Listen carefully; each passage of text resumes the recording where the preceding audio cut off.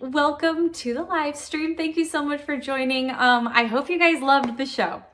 It was so much fun to create, and we were just planning on doing one showing, and it's so exciting that we're here with a second VIP experience and that we got to show the show more. So thank you so much for all the love and support that you guys showed for it. I'm just so grateful that it was so well received. I'm sorry. I'm like so excited that I can't talk. Always have so much energy when I start these things. Even when I step on stage, well, I guess especially when I step on stage at a live performance, it always takes me about one song to like adjust because the energy is like, ah! And I have to like control my fingers and my bow. And my mom's funny. First of all, she's my number one fan. She's so supportive, always has been from the very beginning when I was like scratching away and I wasn't even good yet. She was so supportive. But she is also very honest with me, which I appreciate. And she always tells me, Lindsey, your first song is never your best song, but anyways, it's kind of funny. Anyways, I'll stop talking because first, before we get into the question and answer, I am going to play you guys some songs here. I thought it'd be fun to do a little bit of a live portion since the show was very obviously all pre-recorded. So I'm gonna play Warmer in the Winter, or sing. I'm gonna sing it.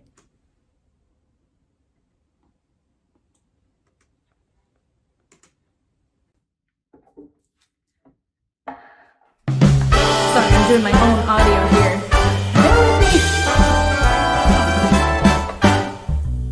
PJs with fuzzy socks, ugly sweaters with polka dots, warm cookies had my fill. I might have gained a pound or two to help with the chill.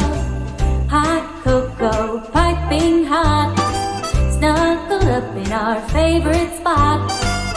Whisper things we shouldn't say, and I don't plan on leaving here till Christmas Day. Windows frosted, summer sleeping, but I don't really mind. I know that it's cold outside, the world is bundled up in white. I just need you by my side, 'cause I'm warmer in the winter with you.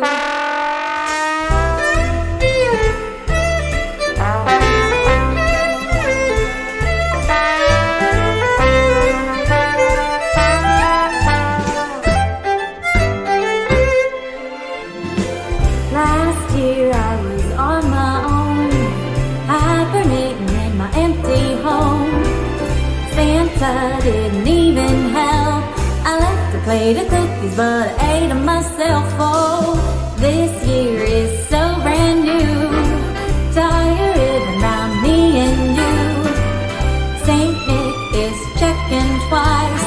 He's trying to figure out if we are naughty or nice. Roads are closed, snow is falling, but I don't really mind.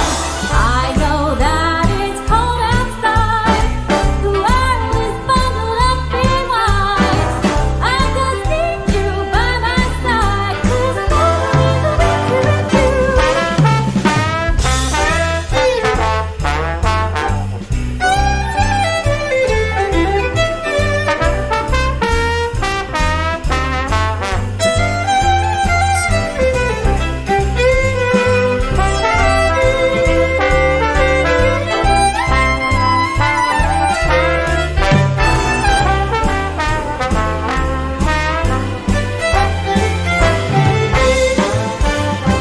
I know that it's cold outside, the world is bundled up in white. I just need you by my side, 'cause I'm warmer in the winter with you. Yeah, the temperature is toasty for two. Oh, oh, I'm warmer in the winter with you.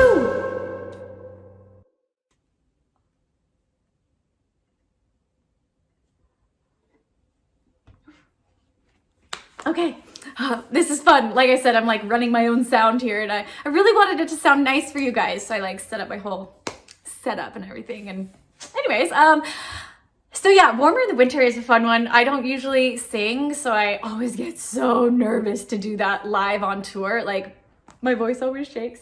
But I also want to get into, we'll kind of go back and forth. I'll do some Q&A, and then I'll play a song, and then some Q&A, play a song. I think that'd be fun. So some of your questions are starting to roll in. Please put your questions in the chat, and we're just going to go for it. Okay. So, oh, too bad my mic is on that side. My questions, you can hear me. I hope you can hear me.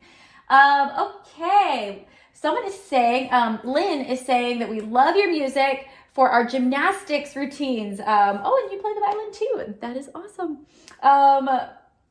So I guess my music is very popular in the gymnastics community. That's really cool to hear. Do you ever compose music specifically for people? You know, and you were asking if I've seen some gymnastics routines to my music before, and I actually have. I've seen people like tag me in some, because I check my tags. So if you guys ever do something with my music or something that you want me to see, tag me on Instagram. Sorry, excuse me. Tag me on Instagram, and I will probably most likely see it. So, and I have seen some gymnastic routines, some dance routines. I love it. And one time it was really crazy because I was actually watching the Olympics, the gymnastics part. This was, oh gosh, this was a while ago. But I heard in the background, in between like routines, as the commentators were talking, I heard the Legend of Zelda medley playing, my version. And there was a gymnast from Mexico that was using it on her floor routine. I was like so pumped. Okay, Andy's asking, which one of your own songs is your favorite and why? It changes. I don't know. Okay, but I love Shatter Me. That'll always be like one of my favorites, I think, just because the symbolism, what it means to me. I love how it connected to the music video, and even in our live shows, we like kind of perform the story of the little ballerina in the music box, you know, and so I just think how the song was such a strong metaphor for me. I love how the music video turned out. I loved how Lizzie sang it. That will always be one of my favorites. And then on this new album, Artemis, I think I created my new favorite, which is Artemis. I have so much fun playing that song. I remember when I was writing it, I was pumped. I was like, this is really good, right? Oh my gosh, this is like really cool.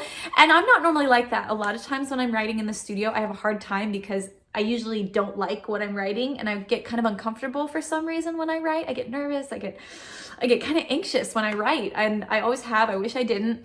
And so a lot of times when I'm writing, I like can't see something, and I have to wait till later to know if it's good or not. I just have to force myself to keep writing and not give up. Get through it. You got this, keep going. But that one was one of the rare times when, while I was writing it, I was like, this is good. Anyway, so that's one of my faves. Where do you get your creative inspiration from? All over the place. I've actually seen this question several times in the chat. All over the place. Honestly, like, sometimes I will just go and listen to other people's music. Sometimes I go outside of music and I'll go onto like Pinterest, and I'll just wander around Pinterest looking at images and pictures and fashion, just trying to be inspired by something outside of what I do, because it's kind of hard for me to always be inspired by music, because then I want to create something like someone else. Also, like, my entire Brave Enough album was inspired by Brene Brown's series of books. Daring Greatly was hugely inspirational for me. Great book if you guys haven't read it. As well as The Gift of Imperfections. I highly recommend both those books. I think there's something that everybody should read. But yeah, so I get inspiration from all different sources, and a lot of times it comes from stuff other than music.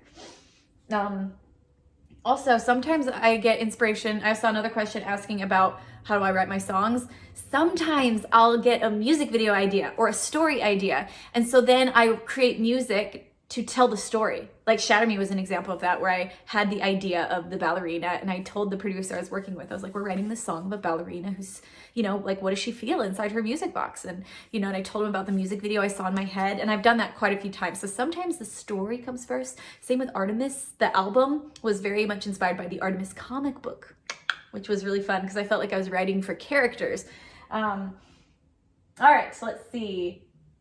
Okay, one more question and then we'll move on. Ooh, do you get nervous before performing, and how do you deal with stage fright? I get nervous for a lot of things. Like I said just a minute ago, I get nervous before writing a song. Going into a writing session is like, I get anxiety over that. Like, not crazy anxiety, but like uncomfortable anxiety. And I've learned to just push through things. I've learned to just show up anyway, that I'm not gonna let my fear stop me, because if I didn't do all the things I was afraid to do, I wouldn't do anything. You know, this Christmas show, I was afraid to do it because I just wasn't sure if any tickets would sell. And I've prayed about it, I thought it out, and I weighed the pros and cons and was like, I feel good about this. And so I've just learned to trust my gut and let that overweigh the fear or the worry of whatever I'm trying to do. It doesn't always win, but usually I'm able to like do it. Stage though, I totally understand. Maybe you're a performer. I think, who asked that? David asked that. Maybe you're a performer as well, and there might be a lot of people out there that deal with stage fright. And so my best advice with stage fright is do it. Just go out there and perform. Find opportunities to perform, because I still get nervous for stage. I'm not gonna lie. I just have a lot of like, sometimes it's just energy that I'm like, and it makes me like overly excited. And every night I want to do such a good job for my audience. And I hate that feeling. I'm really hard on myself. And so sometimes I walk off stage and literally just like, I've cried after a decent amount of performances because I felt like I left the audience, you know, not a great product. And I just hate that. I want you guys, anyways, that's why I get nervous. But my therapist one time told me some really great advice. She said, Lindsey, you got to stop worrying about like what everybody thinks. She's like, you got to remember, it's not about what they think of you. If you're always worrying about what they think or what, you know, you're not giving enough. She's like, stop that. Remember that you are giving a gift. And so now, anytime I start to spiral when I'm on stage and I start to worry and I'm like, oh, I made a wrong note. Oh gosh, I messed up again. And I start to like spiral. Oh my gosh, they're probably really unhappy right now. They probably think I'm awful. Deep breath. You are giving a gift is what I like literally tell myself in my head. And I stop, and it allows me to like calm down and stop spiraling, because that's where the fear gets out of control, is when it starts to spiral. Like, I'm not doing good enough. I messed up. Spiral. I'm giving a gift. I'm doing the best I can. No one's perfect. And then I can move on. Also, but like I said, also just practice performing. When I was like starting to try to perform, I would literally go to I was in college when I really was starting to be a performer, and I would get so nervous. So I would go to apartments of like the guys' apartments at BYU in our complex. And I would ask, like I'd go door to door and ask them if I could play them a song to get used to performing in front of people. So play for your neighbors, play for your parents, play for your siblings, like just play for people, get used to that feeling. Okay, I'm gonna play another song for you guys.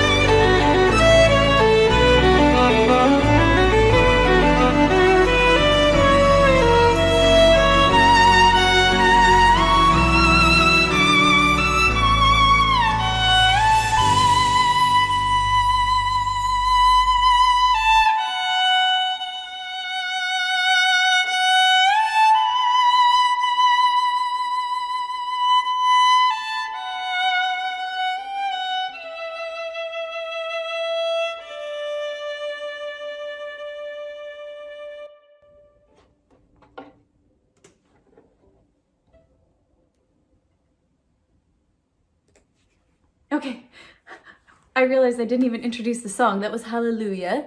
If you don't know, one of my favorite songs actually to play live. For some reason, when I play that song, it happens. This is like a gift I get that only happens sometimes, and for some reason, it happens a lot when I'm playing this song. But sometimes when I'm on stage, and it's probably the thing I miss most about being on stage, but when I'm on stage and I'm performing for you guys, I sometimes get these moments where everything is really clear, and I get really emotional when I talk about it. But it's like this gift from like on high, where I see things so clearly, and as I look out into the faces of you guys and look into your eyes as you're looking back at me, I just connect so strongly to you, and it's like I see you for how amazing you are and how special and strong, and I just think to myself, like, if only they could realize how incredible they are. If only they could see themselves how I see them right now. And then I'm like, and then in hindsight, it's like, if only I could always see myself through those eyes of like pure, just non-judgmental love.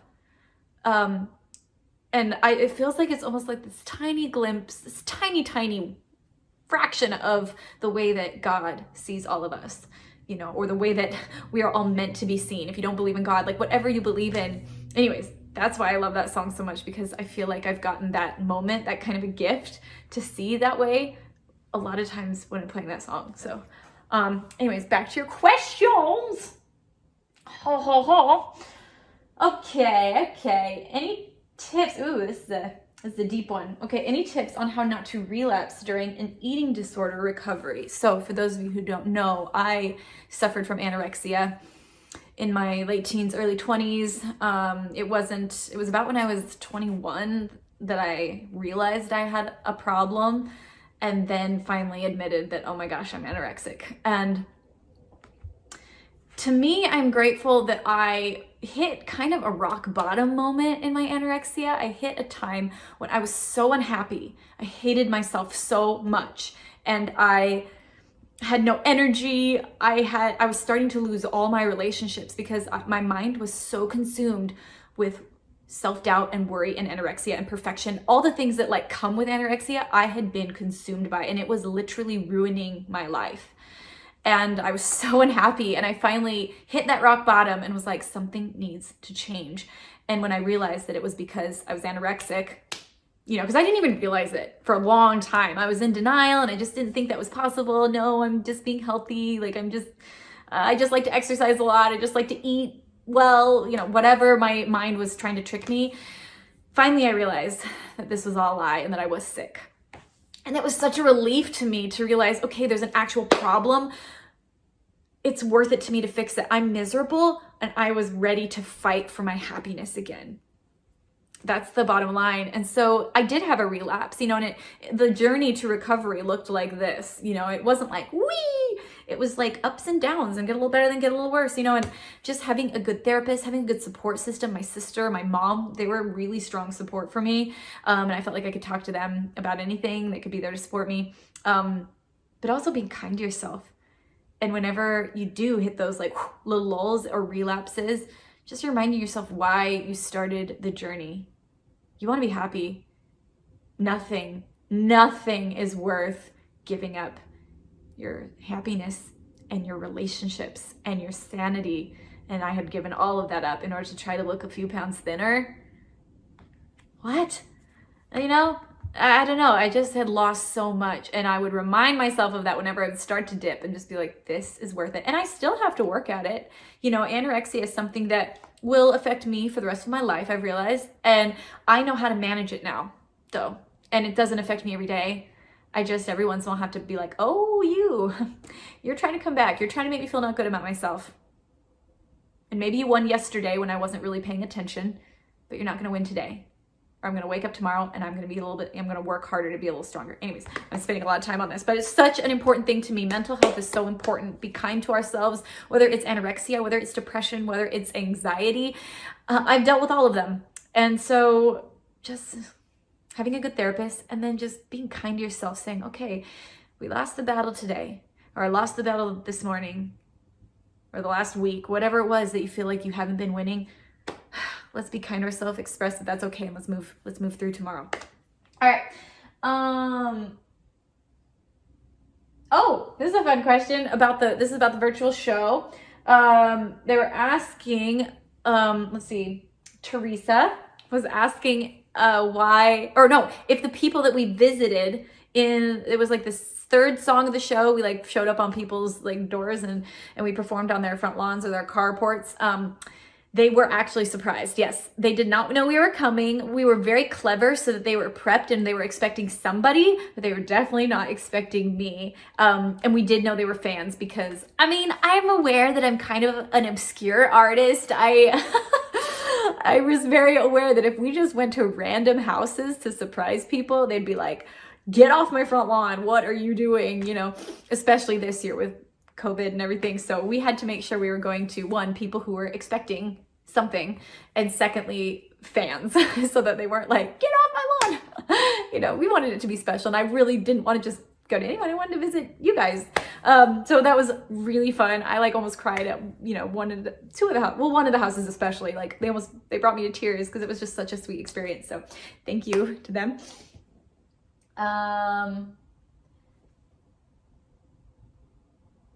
Let's see,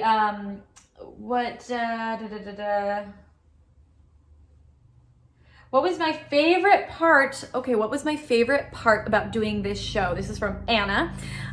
You know, and how was it different than a normal like show in the prep process? Okay, sorry, like trying to read the question and look at you guys.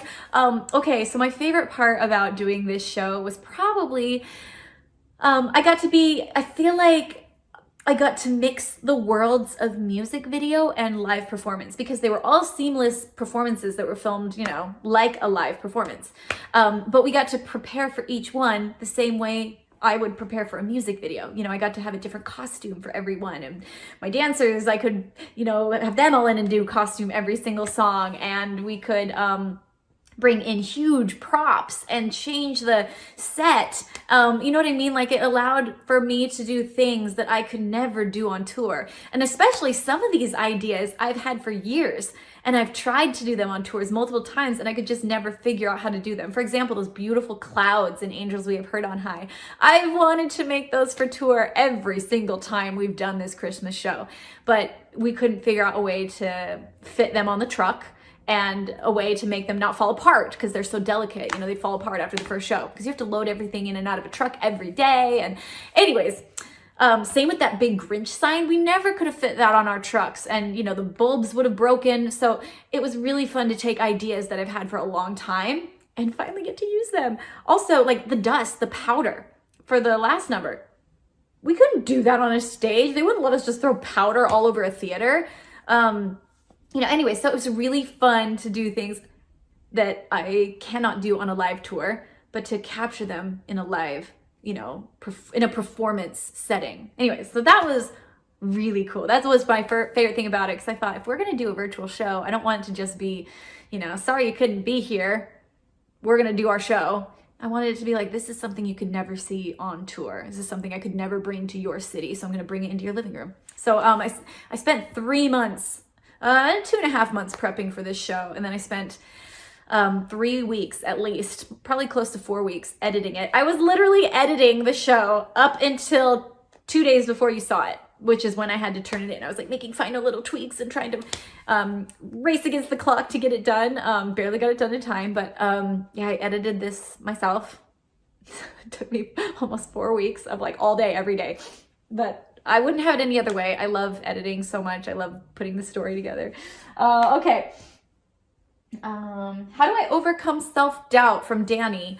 Danny, it's something, I think we all have a lot of self-doubt. I don't think I'm alone in that, but I doubt myself a lot. And it's just becoming aware of it, being like, oh, wow. I kind of didn't realize how much I was doing it until recently, like a year ago. I was like, wow, I am full of self-doubt.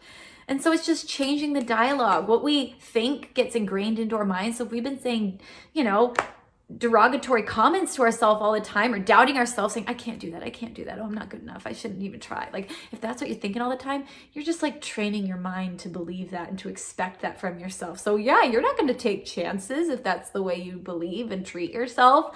So you have to combat that. I actually write in a gratitude journal every night. I have goals written out on a piece of paper that I look at every night of the things that I believe I can do, to remind myself that I can do things. Also, it was interesting, like, I've really been trying, I started audibly telling myself all the time, like, I can do this, I got this, like, I'm good, I can do this, like, I'm strong, I am talented, I'm smart, like, whatever it is I'm trying. I started a habit of saying that aloud to myself, and then it was interesting, I didn't realize how much I do that, because when I was editing the hair hanging vlog, you know, that played before I spun from my hair, when I was editing that together to make a little piece for the show, I couldn't believe how many times I said, I can do this, I got this, I can do this, I'm strong, I'm powerful, I can do this. Like, every vlog. So that's why I put that little series together, because I didn't do that on purpose, it just happened. And so I have made a habit, and I still have a lot of self-doubt. Don't think I'm like over it, no. And I think that's why I say things like that. That's why I write down my goals. That's why I look at them every night. Is because otherwise, honestly, I think I would get consumed by it, and I would not be able to be brave enough to do a Christmas show, or to go on tour, or to write music and put it out there in the world. Like, it's not that I don't doubt myself, believe me, I do. I just work really hard to overcome that self-doubt by saying things aloud, writing things down. And anytime I feel hear those self-doubt thoughts come, I stop them and I say, no, I can do this. Believe in myself. Anyways. Also, lots of praying for extra strength.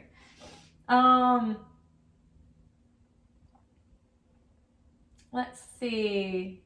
What holiday song would you like to perform that you have not done yet?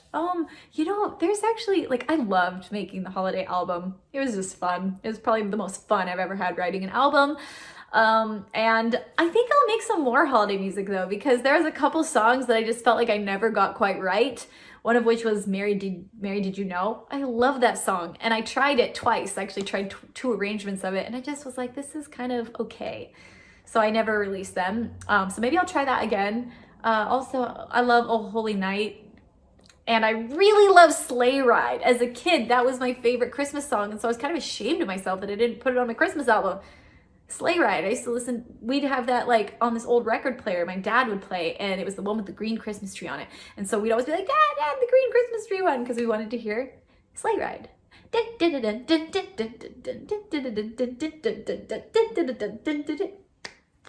It's so good. Okay.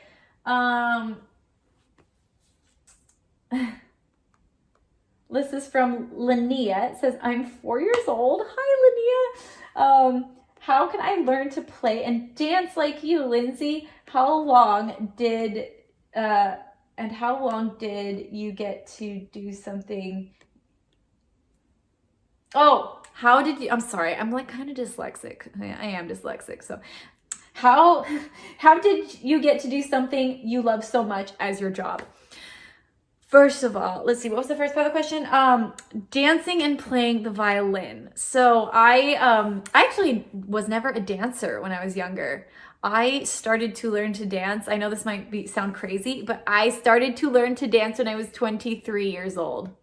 So for anyone out there that's like, oh, I'm too old to like learn how to play the violin, or I'm too old to learn to sing or play the piano. Guys, I learned to dance when I was 23. And I'm not saying like, oh, I kind of dance. I had never taken a dance class until actually Dancing with the Stars was my first formal dance training. I had worked with choreographers and stuff before then, but I was just self-taught. I started to learn when I was 23, never danced before, and I was awful. So, and I mean that, like I was really awkward looking when I danced. You can look at some of my first videos, you can still find them on YouTube. I was bad. Or look at my America's Got Talent moves. Those are bad. Don't watch that video, it's terrible. By the way, does anyone else think it's funny that Piers Morgan, everybody's questioning if he's the pigeon lady from Home Alone 2? Sorry, it's kind of funny to me. Anyways, so I solely focused on the violin when I was younger. I didn't ever dance with it, and I got a really strong base of the violin, and I was classically trained, and so I had a really solid foundation. And then I started to slowly add dance movements to the violin, which was really fun. Let's see, how did I get to do what I love? I feel so lucky that I get to like honestly do my passion as a job. You know, and my friends from high school, I'm still really good. I'm really close with my friends from high school still. And they always kind of laugh because they're like, wow, the same things that we were doing in high school, Lindsey does for a job. Like not only playing the violin, but I used to like edit all these videos together, and we'd make music videos. And this was back in the day before everyone had like, you know, video editing software. It was something that I had like, you know, really worked to get and to learn all by myself. Like, anyways, so that was thanks to my dad. He helped me find this like little rank-a-dank editing software when I was like 15. So, you know, it really is interesting that, and I'm so grateful that I get to do what I love. But honestly, the only way you get to do anything in life, especially something you love so much, is if you work your tail off. I work really, really hard, and I do it because I love it. But it's not only hard work that you got to do the things you don't want to do. Not all of my job is fun. I get to do the fun stuff, but I also have to do some of the stuff that's like not the fun stuff. But I'm always motivated by the fact that I love this part, and so I'm willing to do the hard stuff to get to this part again. And it's like that with anything, with any skill you want to have. You have to have fun in it, but you also have to do the hard stuff. And let the fun motivate you to do the hard. Also perseverance. Anything in life, people are going to doubt you. They're going to tell you you're not good enough, and you're going to start to believe it. You're going to start to question, am I good enough? Can I do this? And first of all, you have to be really good at combating the voice inside your own head. If you don't believe that you can do it, you got to work on that first, because no one else is going to believe it if you don't. So you got to work really hard to believe that you have what it takes and you can do it. And then you got to not believe anyone else who tells you you're not good enough. Because believe me, they're there. They're always going to show up. Thank you, internet. But you can do the things you want to do in life. You can do the things you love. And I'm living proof of that. I play the violin and dance around, for goodness sake, for a living. And somehow you guys have all heard of me. And you guys are all here to enjoy it. So thank you. Thank you for making it possible for me to do what I love. Okay. I have one more song I'm going to play for you, and then maybe I'll answer a couple more questions. Roll up my sleeves. Woo! Okay, this is I Saw Three Ships. I thought we'd do a little fun diddly. Oh, I haven't put my little fingers. Okay, I should have done this one first when I was like warmed up. I'm all cold. Okay, let's try it.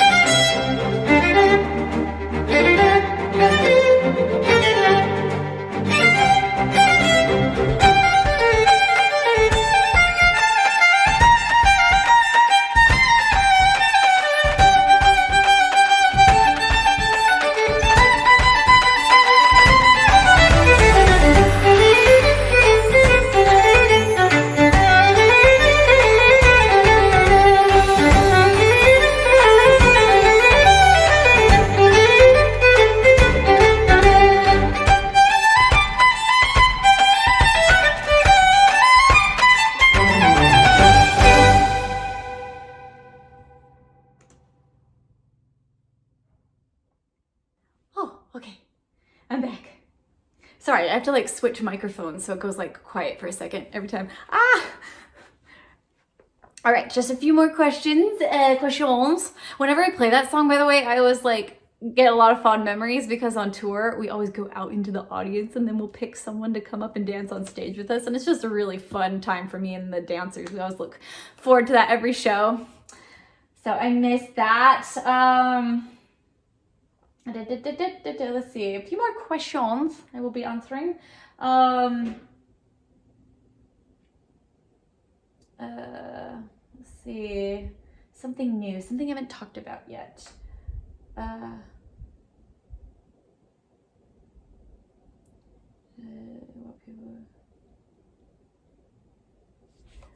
Okay, someone asked what was my favorite thing to create in the virtual show. What was my favorite thing in the concert to create?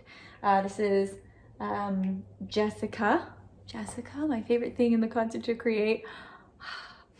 I really enjoyed, it was just so fun. I loved the dust number because, like I said, it was an idea I had a long time ago, and they were like, absolutely not. You cannot do that on tour. We cannot clean that up every day in every venue.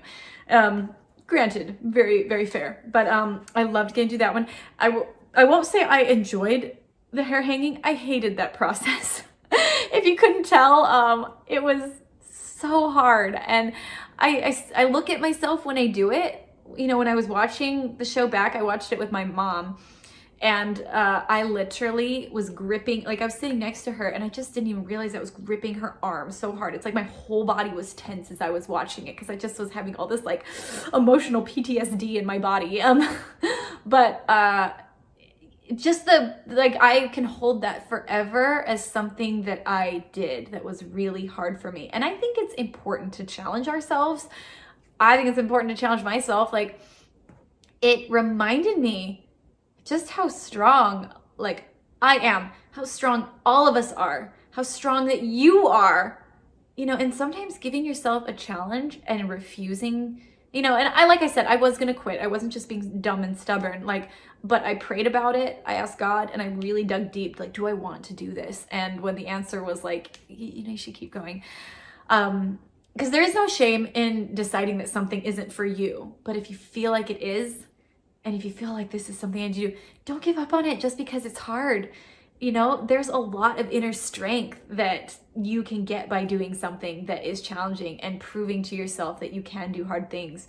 Because man, it was a lot, but it's probably will be one of the proudest things I will hold. Dancing with the Stars is one of the things I'm most proud of that I've ever done, you know, one of on my short list. And this is added to that, as well as, you know, some other key just moments in my life that I'm like, as a performer, I will always be so proud that I did that. And if you're wondering, no, I will never do it again. Check, I did it. I do not really want to have that in my life to keep up.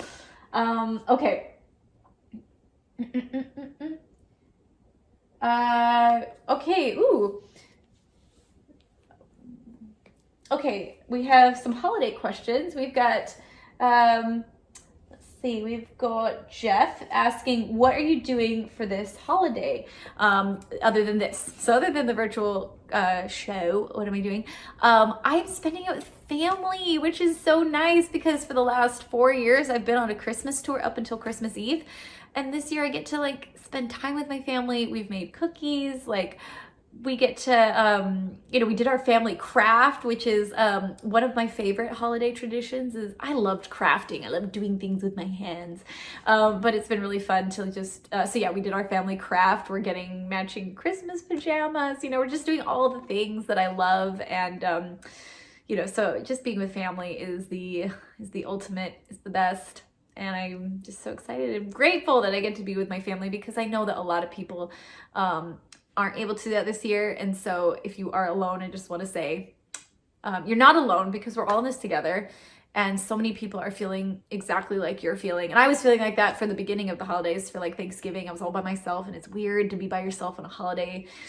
So if you are alone, just remember you're not alone because the world is feeling these feelings with you. And you're with me. You're here with me today. Sending you love.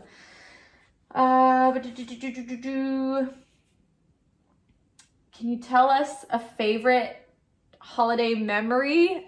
Oh, this is from Darren. A favorite holiday memory. Okay. One is coming to mind. I don't know if it's necessarily my favorite, but it's something my family giggles about to this day. We had this family that lived across the street from us. It was the Ray family, and they were like our buddies. They were all my sisters, like they had kids our same age, and so we were always over there playing, or they were always at our house playing, and you know, this family was just really close to us.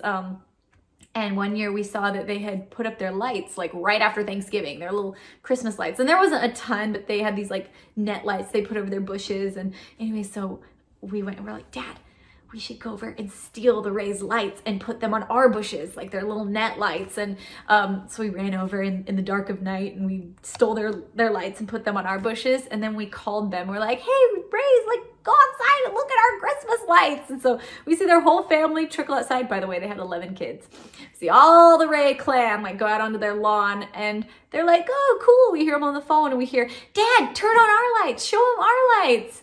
And we just were like tickled pink as they were like looking for their lights. And then all of a sudden they're like, hey, and they ran over, and like it was just a fun family memory because my dad was super mischievous. He just always had a little something up his sleeve. And so anyways, especially now that he's not with us, that just kind of was just such a Stephen Stirling thing to do. And that's why people loved him so much, is because he was just fun. And anyways, I miss my dad, especially at the holidays.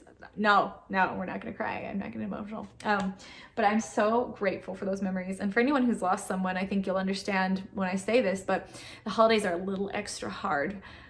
You miss people a little bit more when they're not with you anymore. And so I'm just grateful that I get to be with the family members that I have, and that I have those memories of my dad.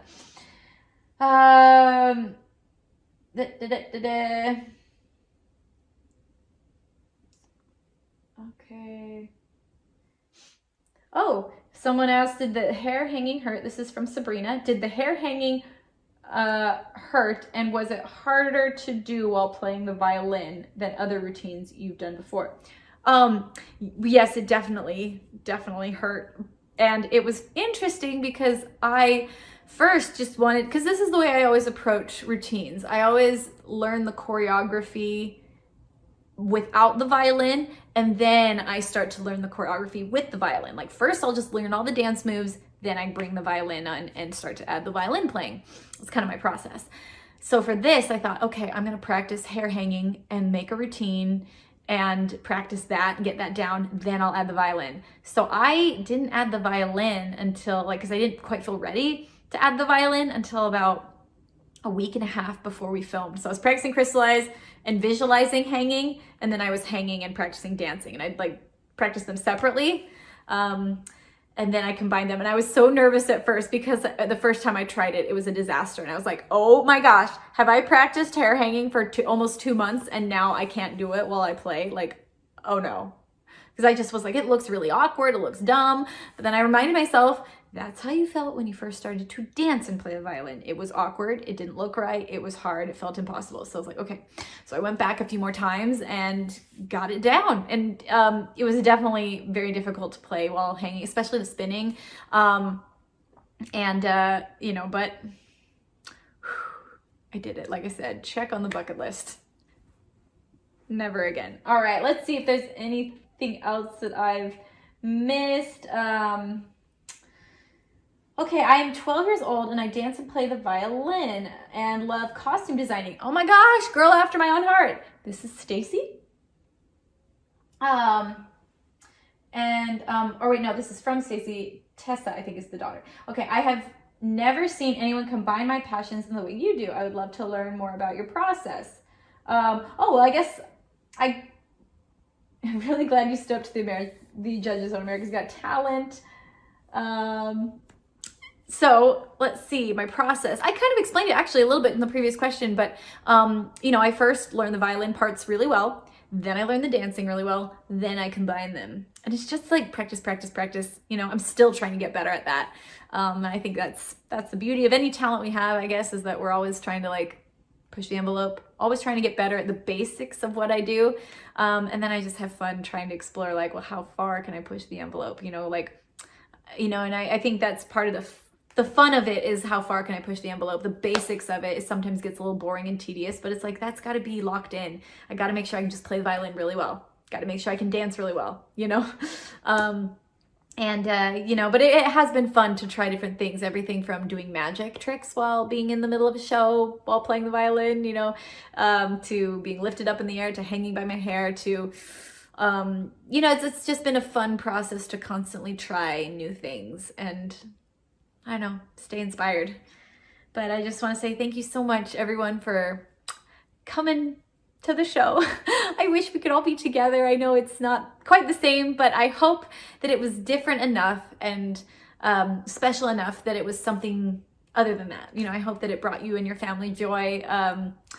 It was my love letter to you for Christmas. And I just want to say, like, thank you so much for letting me do what I do and supporting me in my dream. You know, this is my dream, and it makes me so happy to be able to create stuff that you guys get to watch. And so thank you. And I just want to say, like, believe in yourselves. Don't doubt yourself. I know it's been a really hard, weird, funky cheese year. And don't let that ever make you feel like you can't do the things you want to do in life, because you're amazing. You are. And I know it sounds generic because I'm saying it to a big group of people, but like, every single person is so amazing, and that doesn't make you less amazing because everybody else is amazing too. Like, we're all incredible, and if anything, that just makes us more powerful. So remember, don't ever doubt your own light, your own talents, your own gifts, because you have something so special to offer the world, and only you can do what you do. Yeah, so don't let self-doubt creep in. Just remember, you got this. I can do this. There's one thing you took away from the show. I hope it's, I can do this. All right. Sending you love from my corner of the world to yours. Merry Christmas.